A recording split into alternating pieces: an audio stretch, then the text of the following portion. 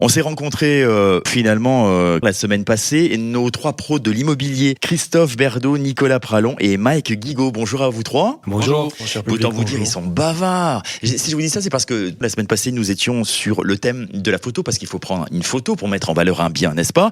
Nicolas, est-ce que j'ose commencer par vous? Avec plaisir. Je prends une anecdote qui m'est arrivée en 3 mots vraiment. Avec mon Natel, 16 millions de pixels quand même, mon appareil photo sur le Natel. J'ai pris non pas mon bien immobilier parce que je n'en ai pas, mais une bécane que j'ai voulu vendre. Eh ben, je l'ai pas vendue. L'idée, c'est que de faire une photo avec les moyens du bord, c'est bien. Ça fonctionne. Bien sûr. Ça fonctionne. Ça aide pour un problème. C'était certainement pas une jolie bécane à la base. Elle est belle. L'avantage de pouvoir faire des photos avec les moyens qu'on a aujourd'hui, ça permet de pouvoir faire une première entame. Après, par contre, pour pouvoir faire la différence, je pense qu'il y a quelques conseils à recevoir, peut-être à recevoir ou à mettre en place. Car la photo, on a même l'habitude de temps en temps de faire des photos, même avec nos appareils photo, quand on n'a pas notre téléphone portable, quand on n'a pas d'appareil photo professionnel. Par contre, c'est vraiment la mise en valeur qui est importante. Et là, mon collègue Christophe est le meilleur. Non, merci Nicolas, j'adore quand tu me parles comme ça. J'ai juste envie de dire que vous pouvez avoir n'importe quel appareil high-tech dernier cri et un téléphone portable à côté.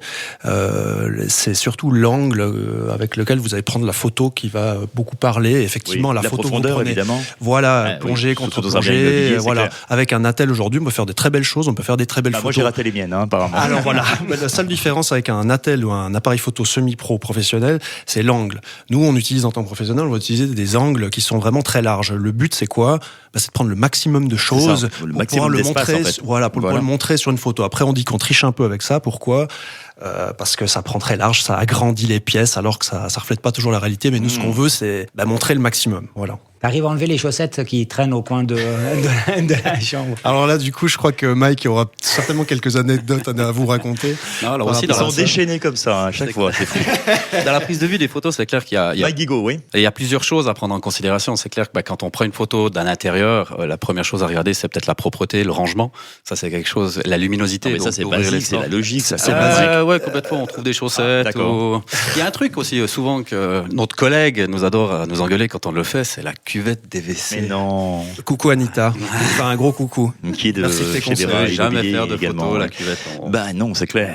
Ben ça, parce que logiquement, une cuvette, ça se ferme. Souvent, alors donc, pour résumer un petit peu tout ça, faites attention aux détails quand vous faites des photos professionnelles, que ce soit avec n'importe quel appareil. Le soin du détail est très important. Christophe Berdo, Nicolas Pralon, Mike Guigaud de Bera Immobilier, merci infiniment. Premier conseil, on va entrer dans le lourd quand même à partir de la semaine prochaine, parce que la semaine prochaine, on est quand même mi-janvier. Ah oui, déjà. Ah oui, déjà. Ça va aller? On pourra bientôt plus souhaiter bonne année. Ouais, ça va aller. Bonne année toujours. Alors. Oui, bonne année. On l'a pas fait. À la semaine prochaine, messieurs. À la semaine prochaine. Ciao, ciao.